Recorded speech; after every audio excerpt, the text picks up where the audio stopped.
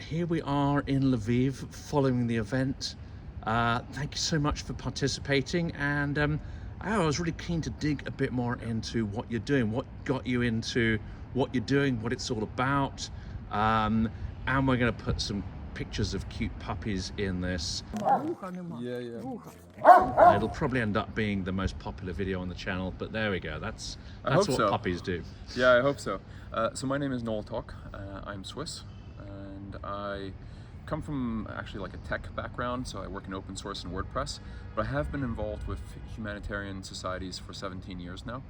And when a friend of mine that I met by coincidence in Norway years ago asked me if I wanted to come down here and help out, I don't know why it hadn't occurred to me before to help in Ukraine, but I was just like, yes.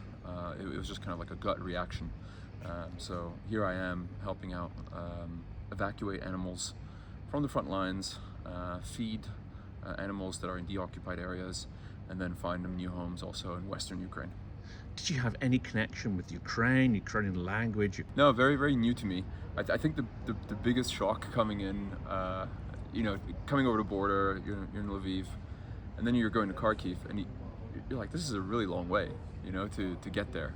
The size of this country is phenomenal, and then obviously that comes with differences in culture and places, and it's just been an amazing experience. I was very naive coming on this trip over there. Makes two of us. I didn't know how long it would take to cross the border. Yeah. And Arest, who is friend and colleague, I was like, well, I'll come over and just pop across to Kiev. He says, you don't just pop to Kiev. It's 8 hours a long by way. train. Yeah. Intercity, nonetheless. So we abandoned that, and we've made the most of Lviv. Now, your charity is doing extraordinary work. One of the questions we asked yesterday, and I'd be interested to hear your view on this, the way Ukrainians treat animals, or the way any country treats animals, is, I think, an indicator of its level of civilization. And there does seem to be, you see a lot of memes and viral videos of Ukrainian soldiers caring for animals and so on. Has your experience been that Ukrainians generally are very empathetic and care for animals, or is it more complex? I'd almost say it's more simple. Like if they care for each other, they care for the animals, and if they don't, they just don't. And this is why when you look at accounts like Animals in Ukraine, which is a great account, follow that if you want to see cute kittens and soldiers and all that. I'm not associated, but she does a great job running that account. You see a tremendous amount of empathy and love for animals, even during the toughest times. But at the same time, we've evacuated animals from rich houses, let's say, that have been abandoned, and I'm sure there was a place in the BMW X5 to take that animal with, and just wasn't really taken with. I think there was a case at Pittsburgh Airport yesterday or 2 days ago where the lady was supposed to put the dog in the crate and she hadn't prepared, so she just left the dog behind in the garage. So I think everywhere you just find bad humans and good humans that all alike. And the opinion was expressed yesterday that there's a certain degree of callousness with the way Russians treat their soldiers, treat each other, and using your logic, that also some of that cruelty and indifference would extend down to how they treat animals as well, and Ukrainian animals in particular. Yeah, absolutely. We'll find animals shot dead in villages once Ukrainian armed forces move ahead and regain land. It's a mess what's left behind. Like if you go to places like Izum or beyond, it's just havoc that's left behind. Not only the animals, but just life as you know it, incomplete. And the animals you rescue, obviously, it's the living ones you want to evacuate. Yes. They must come with a vast array of physical traumas, but also animals can exhibit mental traumas as well. And what state are some of these animals in? What do you have to deal with? How do you stabilize them to get them out? Dogs are insanely resilient. And like we have Pavel and Sveta, which are part of the leadership team here in Ukraine, and they're both very experienced people with working with working dogs, so be it hunting or show dogs or whatever. So they have extensive experience working on the psyche and personality of a dog, and it's amazing what happens after 2 or 3 days at our shelter, and how quickly that dog bounces back and finds life again. So there's hope in that regard, that they can bounce back very well. And other times, I've just been surprised where we've picked up a dog with a pretty significant injury, and the dog doesn't cry, doesn't moan or anything like that, just goes with the flow and trusts us, that has never met us, So yeah, they're an integral part of society, and the same way I think all these long tail items are of be it culture, arts, all these things that we need to bring along on this journey to victory with Ukraine. And you have quite a high throughput of animals. So at any given time, I think you're mentioning you have tens of animals under care, but you're not just sort of looking after them forever. You try to find a home and a purpose for these animals after you've sort of revived them and evacuated them. That's correct. So in the short term now, we've been really focused on evacuations, and we've evacuated animals, we brought them to our shelter, sterilized them, vaccinated them. Then we have a little sales team on Facebook groups that goes and finds a new family in Western Ukraine. And so we're almost like vertically integrated in that regard. And we do a great job, I think, with all of that. But the next step is really the mobile clinic, sterilizations in villages themselves, and really following that CNVR model, which is catch, neuter, vaccinate, release. And then thereby engaging in animal population management, control, and doing that in a humane way, as opposed to mass culling or just throwing dog food on the street and long-term sheltering. There are some very large shelters in Ukraine, and I'm not saying that's by design, but I think there needs to be a more proactive take towards very long-term solutions. So everything we do is very solution-based. Our animals come in, they stay for 2 weeks. We've had at our peak 46 our shelter now, or last week at least, and then we really try to flip the inventory, so to speak. As cute as puppies are, you don't want your dog population to be increasing exponentially. Yes, that's correct. Now you don't deal with cats. There are going to be people watching. We evacuate them. Oh, you do evacuate them? Yeah, we evacuate all sorts of animals. We've also evacuated people.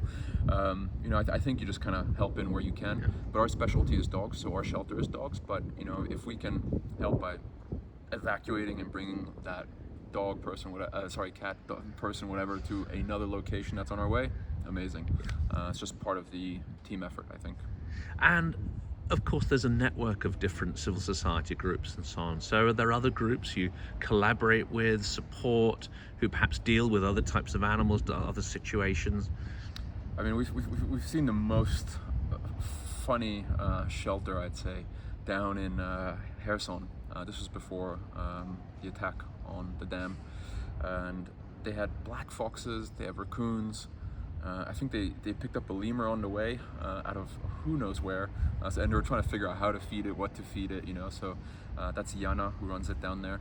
But essentially we have many contacts in the different villages and the different shelters whereby we provide our food to, because we produce 40,000 kilos per month, and we distribute that on almost like a named basis throughout the deoccupied areas, whereby the animals should really be having like a long-term solution. So if you need the food on behalf of an animal that has not been evacuated yet, but you are taking care of that, we will give you food for a while. However, if it's for your own animal, we limit it to 3 months, because we want you to take on a solution and take responsibility for your animal.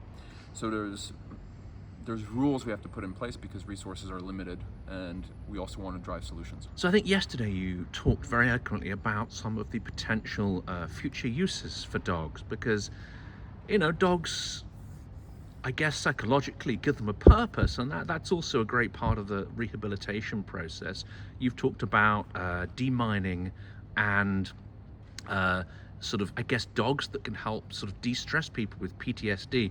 Those sound like sort of fascinating and extremely useful processes that you can develop for these animals. Yeah, absolutely. So as I mentioned before, we're more or less vertically integrated. We have a shelter, we have lots of experienced people across the entire line. That gives us an opportunity to, from a business perspective, let's say, expand horizontally and get into other aspects of working dogs. And a working dog, a good example are demining dogs. So you traditionally see like beagles at the airport or whatever, because they have a bit of a strong nose. So in whatever cases we can try, and we have the ability to find puppies because we often have puppies that come through our shelter, and they are of a breed or a mix that has that kind of higher degree of sniffing, let's say. We absolutely can give them a chance to work in demining. So that's something we're actively researching, and I think we'd like to kick off a pilot program as soon as we're able to kick off the sterilization, mobile sterilization. That's a priority for now. But you want to think long term. You want to think about how you position yourself. You want to think about the licenses and everything that you need in order to perform certain tasks. For training demining dogs, you obviously need a license to pick up explosives from the local military, so that you can train dogs on that. And then with regards to PTSD, we have a massive amount of soldiers that were drafted out of their regular life, exposed to insane circumstances, trench warfare, and just brutal war. I don't know how else to say it. And if we look at the numbers of something like Afghanistan, where returning soldiers, I think something like in the 16 to 20% of them had PTSD or tested positive for PTSD. That's a very high number when you think about this country and what that means post-victory. So I think when you consider the use of working dogs and animals, and especially dogs, who have the ability to reduce PTSD symptoms by 80% over the long term as a support animal, or in the short term with just a week exposure, a week's worth of exposure to a dog, that reduces medication by almost 50%. That's just insane. So that's absolutely something that personally I would love for us to experiment when the time comes. But with everything that is this war, you have to play to your strengths at the right moment, at the right time. So it's a bit of a balancing act in terms of where do we go, what do we do. And the last couple of questions we've got here really Absolutely. are around funding. Yes. But also it requires a lot of effort from volunteers, but not just volunteers alone. You need people with expertise, and there'll be people watching this, especially when we intercut the section of cute puppies. I mean, Yeah. there are going to be people who are going to want to say, how can we help with this? So what can people do? How can they help? How can they contribute? And those who want to get more hands-on and directly involved, what are you looking for? So we run a pretty tight ship right now. I can't say that we have space to just bring in other humans randomly, that are like, hey, I just want to help. We haven't set up that kind of scalable blueprint yet, because all of us are quite hands-on with just the day-to-day. I'm sure we'll get there, and follow us obviously to keep in touch with that. Otherwise, funding is amazing for us. Like we produce a lot of food, we do a lot of evacuations. Our expenses are incredibly low in terms of our unnecessary overhead is extremely low. Our expenses are very high because we produce a ton of dog food and do lots of other stuff. But yeah, we're very efficient. That being said, if you rather donate to a smaller charity, I can absolutely help you personally with that. I have a great story from yesterday at the conference where I met this nice gentleman by the name of Marcel from Perth, Australia, who came up to me and he said, hey, I'd like to do a swap. And I said, well, what do you mean? And he said, I'd love to trade one of your badges, because I was handing out these patches of Nordog, and I'd love to trade one of those for $1,000. And I was absolutely like, flabbergasted. And you find out the story, and his brother passed away last year, and he left money behind that he wanted distributed to charities. And Marcel is finding charities that relate to children and animals in Ukraine, and that's absolutely amazing. And in that particular case, I thought, look, $1,000 is going to go a much longer way with one of the charities we know in Kherson than another 1,000 kilos of dog food for us, because that's literally what it roughly translates to for us. So, I think it depends on what you want to do. Like we're obviously a highly efficient charity, so if you want to donate to us, that's great. If you'd like to have more of a personal relationship with a smaller charity that you'd like to help grow and kind of be a PR person for in another country, I think that will really help, because we have the ties, to foreign countries and have established that kind of fundraising network. But if you have the talent and the time to help with a local charity here, I can absolutely recommend charities so that you can be almost like a foreign coordinator for these much smaller shelters, which are run by one person who has a full-time job and then does the shelter on top of that. Long-winded answer, but reach out to me personally. I will absolutely assist you. This is fantastic. We'll put links in the video to your organization and lots of cute puppy stuff, but I think there's a serious point to this, and clearly the work you're doing can scale, grow and find new uses, and I think that's the beauty of Ukraine, isn't it? People Absolutely. see a problem and then they experiment with a whole range of solutions. Is that inspiring, seeing what's happening here and Ukrainian society and its resilience? Absolutely. If anything, after the conference yesterday, I thought a lot about this, because I feel like we're getting to a point with the charities where, you go on Instagram, it's like, hey, I need money for a drone, I need the money for this, I need money for that, and there's always like a monobank link and everything. And I almost feel like there's a real need now for abstraction or second layers that aggregate a number of these charities and bring these narratives together for the particular verticals or the niches. So that could be with logistics of charities. So having a single logistics company that helps multiple charities bring their goods to the front lines and have a distribution warehouse, in Dnipro or somewhere. That could be what are trustworthy charities, or it's like the financial transparency of charities. A single site that's like a charity navigator for all these new startups, if you will, that are starting up everywhere and just doing so much good.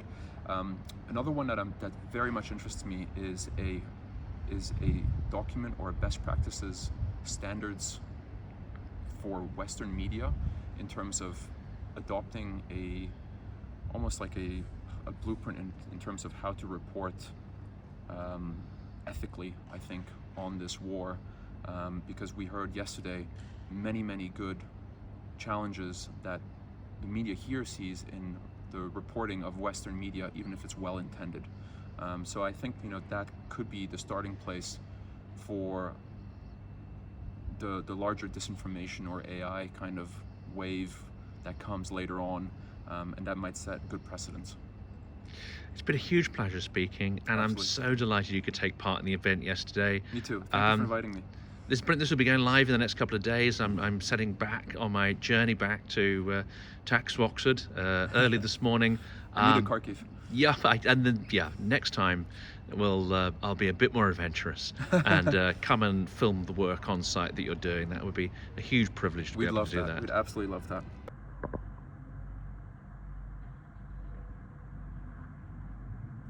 Are you ready to adopt? From here, this is the central square. From here to Russian border is about